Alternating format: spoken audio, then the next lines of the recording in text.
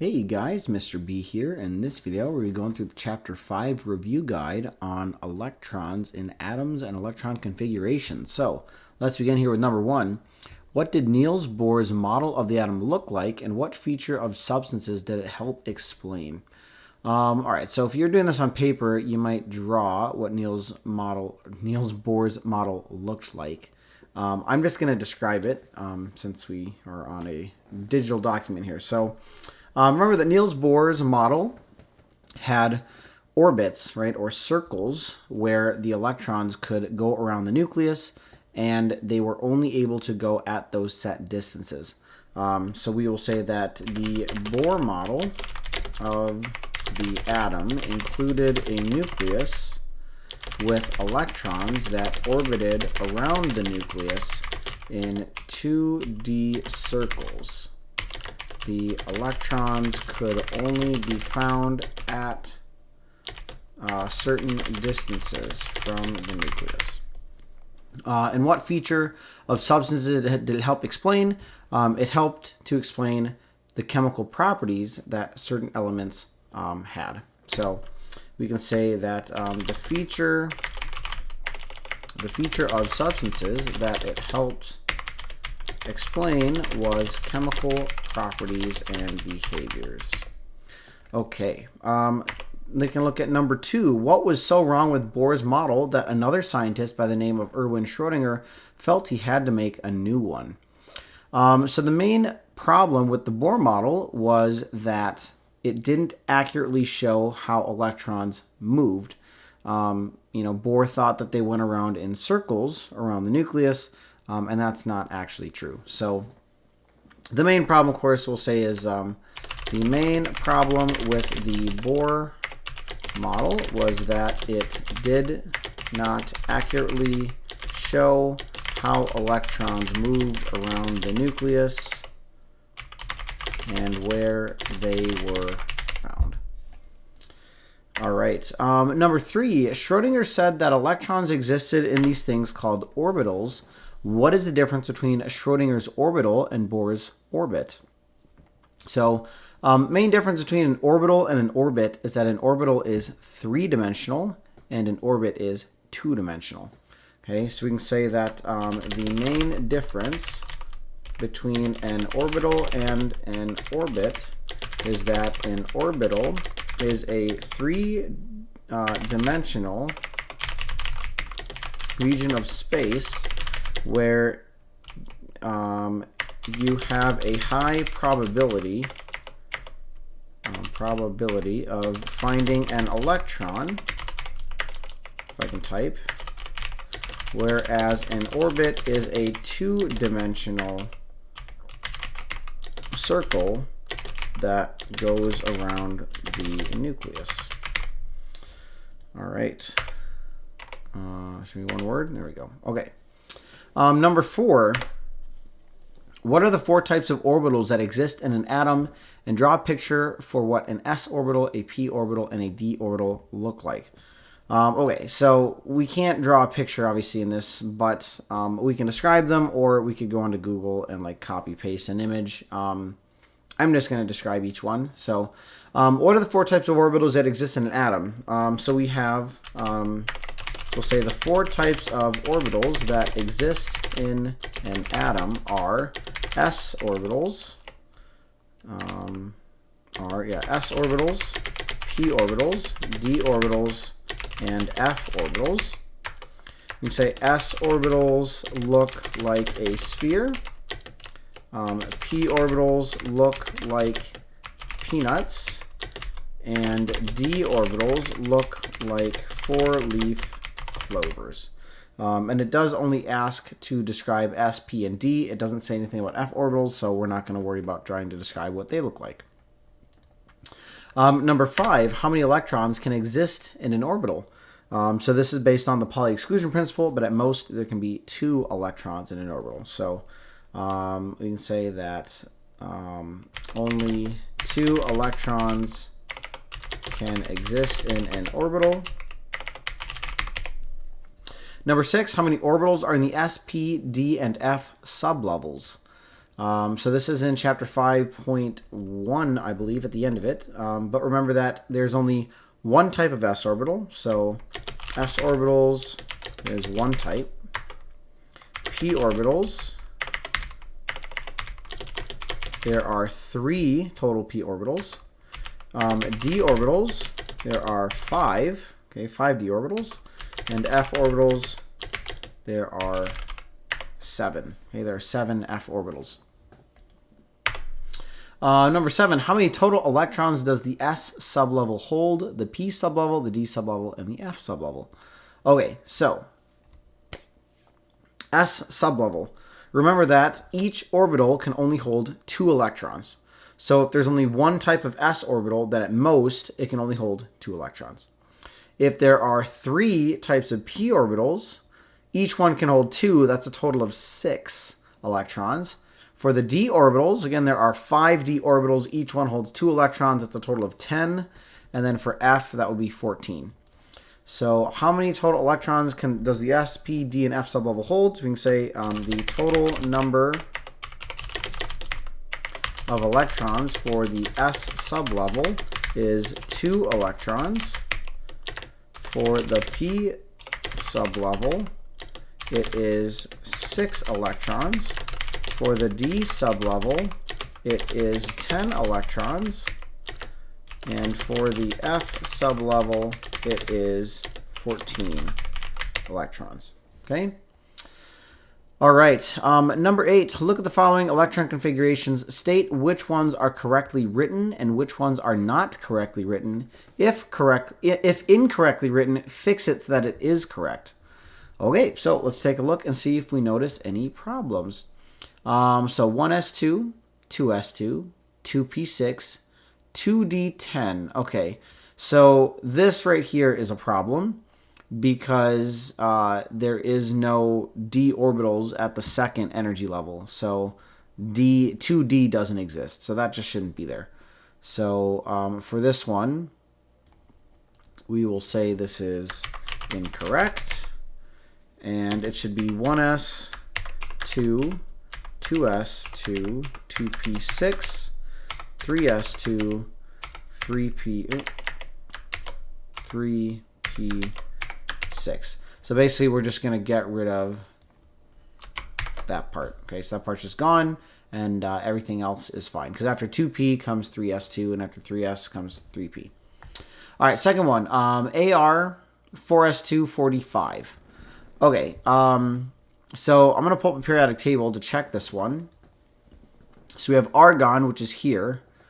And then fourth row, so we have AR in brackets, and then 4s2, so that would be potassium, calcium. Okay, that's 4s2.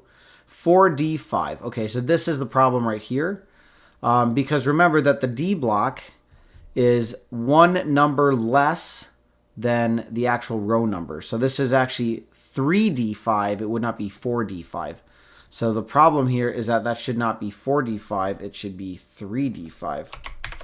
So if we correct this, again, let's do this in red. So write incorrect. It should be in brackets AR, and then 4s2 3d5. Okay, not 4d5.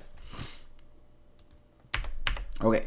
He 2s2 2p6. Okay, so let's go find helium. So helium is here. So He and then 2s2 2p6. Yeah, that looks accurate. That would be the element neon. If we did the shorthand for it. So we put helium in brackets and then 2s2 2p6 to neon. So there's nothing wrong with that one. So this one is 100% correct. So we will just write correct.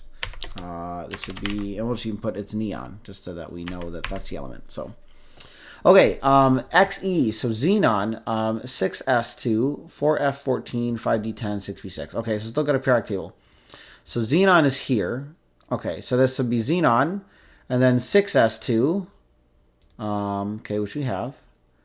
And then after 6s, we go to the F block. So this is the F block down here. So this is 6s2, 4f14, which is what we have. Then we come back to the D block, and this is 5D, because remember, this is row 6. The D block is 1 less, so this is going to be 5D10. So 6s2, 4f14, 5d10, and then 6p6 would be here, and that would be radon. So even though this one is long, this one is 100% no problems at all. So we'll say that this is correct, and this would be the element radon, I believe. Let's double check that again. Yeah, this would be radon. So nothing wrong with that one. Okay, 1s3, 2s2, 2p4. Okay, so right off the bat, we see a 3.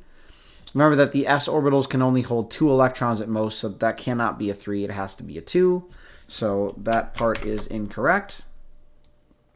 So let's label that as incorrect. And then to fix it, we just basically have 1s2, 2s2, 2p4. Okay, and there we go. All right, last one here. 1s2, 1p6. Oh, I think this 4 is supposed to be a small 4. 1s2, 1p6. Okay, so already right here, this is a problem. There's no p block for the first energy level. There are no p orbitals in the first energy level. That should not be there. So let's just get rid of that. I already know that that is the part that is incorrect. So it should be 1s2, 2s2, 2p6, 3s2, and then 3p4. Okay, so that would be the correct way of writing it. Again, there's no p for the first energy level. So, all right. Oh, I forgot to put that this was incorrect.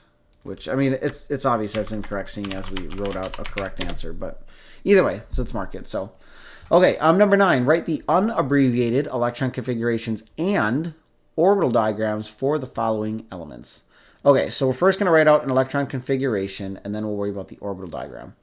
So for lithium, all right, so we need a periodic table here. So lithium is here, element 3. So we're going to have 1s2, okay, so hydrogen and then helium. So 1s2, and then lithium is 2s1. So 1s2, 2s1. So 1s2, 2s1. As for the orbital diagram, you know what? Let's just get rid of all these things because we're gonna need some space. So we're gonna have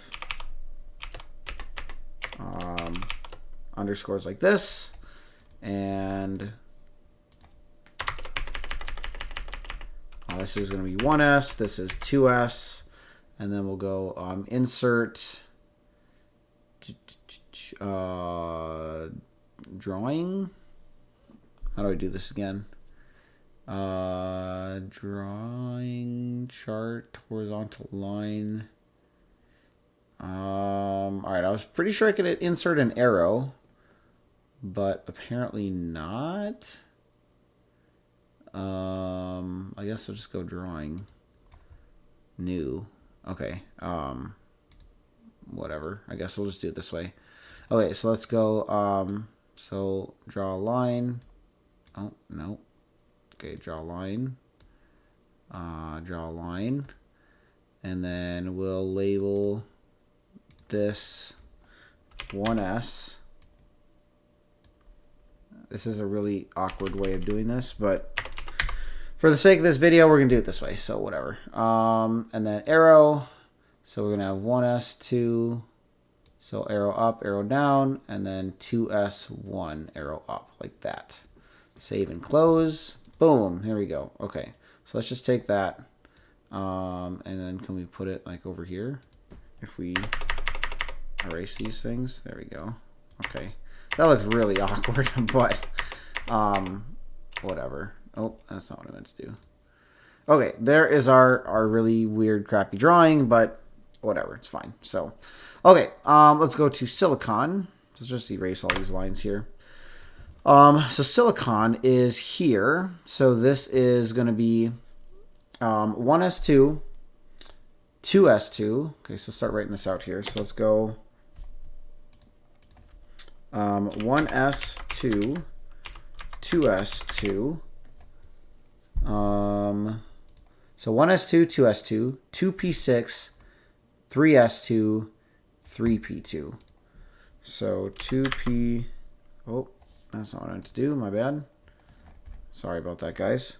2p6, 6, 3s2, and then 3p2, I believe. Let's just double check that one more time. Yep, 3p2, okay. And then we will insert a drawing, I guess, again. So let's go insert drawing. Yeah, all right, cool. Okay, so there we go. There is our orbital diagram for silicon.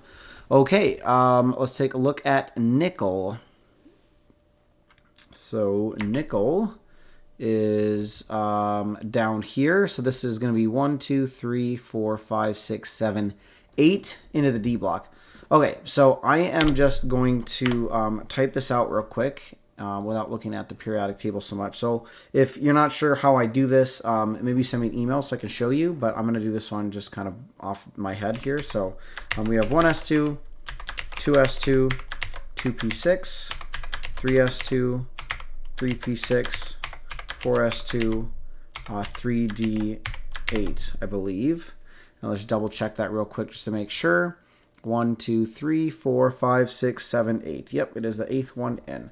Okay, so this is what our electron configuration will look like for nickel. And then again, we need to do an electron or an orbital diagram. So let's go insert drawing. There we go. Okay, so gotta make it smaller.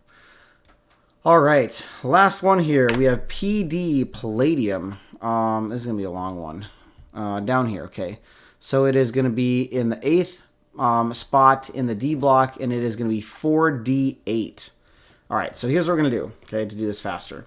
We're just going to copy paste this, since it's going to be pretty much the same thing, but then instead of ending at 3D8, it's going to be 4D8. So it's going to be 3D10, and then it will be 4P6, and then 5S2, and then 4D8, okay?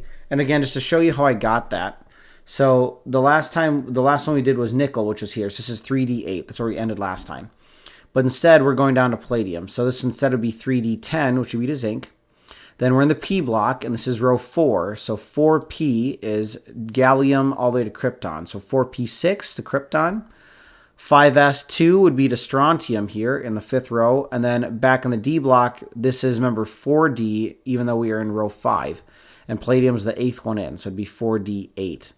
So it's pretty much all of the nickel ones, and then just this extra. So, all right, and then we got to insert a drawing, and this one is going to be the longest one we have yet. All right, there is our diagram for palladium. We're just going to leave it down there because it's a long one. So, all right. Number 10, write the abbreviated electron configurations for the following elements. Okay, so these ones are abbreviated, so we can go a little bit faster.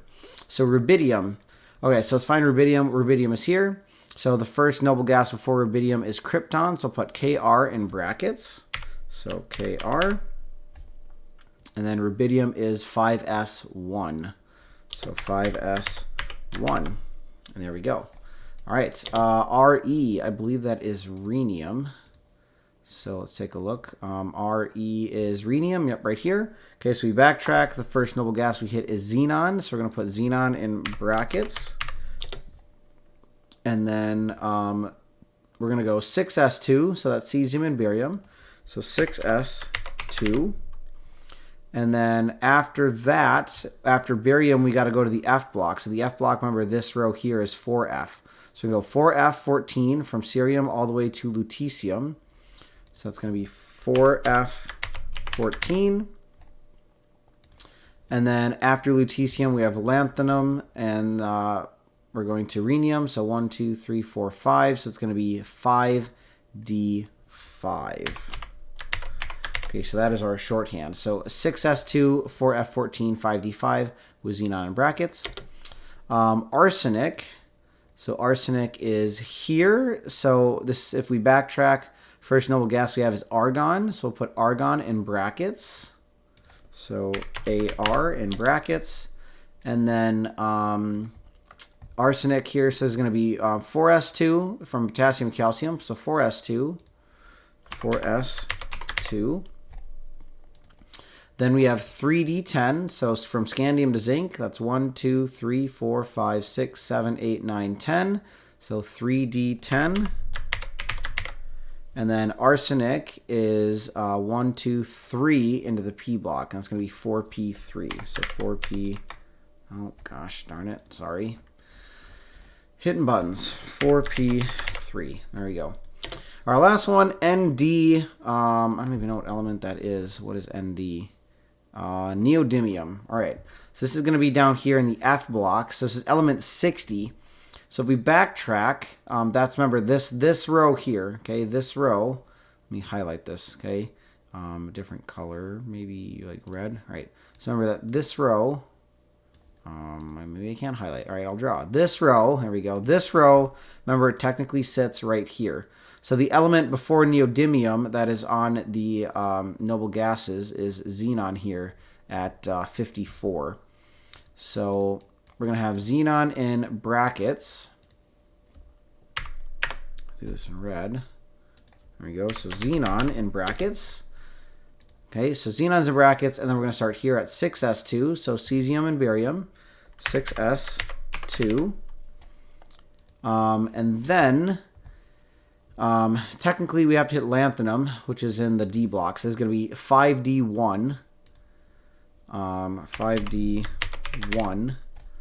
And then we have, after lanthanum, then we hit the F block. And neodymium is the third one. 1, 2, 3. Third one in. So 4f3. 4f3. And a lot of times what we'll do is we'll actually write the 5d1 afterwards. So we'll do it like this, 5d1. So 6s2, 4f3, 5d1. That's probably the funkiest one that we deal with. So, all right. Last question, number 11. Name the 3 rules that must be followed when drawing electron orbital diagrams and give a brief explanation of what each rule states. Drawing pictures is encouraged to help describe what you mean.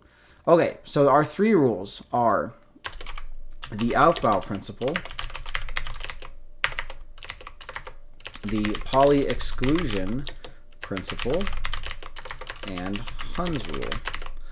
All right, so Outback Principle. This one says you must go in a specific order when filling up electron orbitals. This is not the formal definition. I'm just kind of putting it in my own words.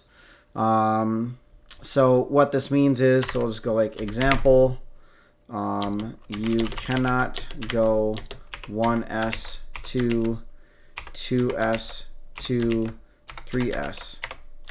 2. You must go 1s2, 2s2, 2p6, 3s2. Okay, so this is basically saying you can't skip stuff. You have to go in order. Exclusion Principle. This one says at most you can only have 2 electrons in an orbital. And if you do, they must have opposite spins. So the drawing, so we'll go example, and then we'll actually insert a drawing for this one. So let's go drawing. Okay, save and close. There we go. So that's what this one's saying. Okay, so most you can only have 2 electrons, and if you do, they gotta have opposite spins. So you either gotta have 2 that are spinning opposite directions, or you can't have all 3. You can't have 3 either. So. All right, Hund's Rule. Hund's Rule basically says you must put single electrons in orbitals first before you pair them up, and they each have to be spinning the same direction. All right, so what does that mean? Again, let's give you an example. So let's go insert drawing, save and exit, save and close. Okay. You can't do that either. Okay, so they all have to be pointing the same direction. They all got to be pointing the same direction, and they all have to be in separate boxes before you go and pair them up. So, okay, obviously this would have been a lot easier if we were doing this on paper instead of in Google Docs, but it is what it is. So, okay, guys, that is it for this review guide. Hopefully that helped. But of course, if you have any questions, as always, feel free to email me, reach out to me in class. You know, we can go over the stuff together. So, all right, guys, I'm Mr. B. Thanks for watching, and I'll see you in the next one.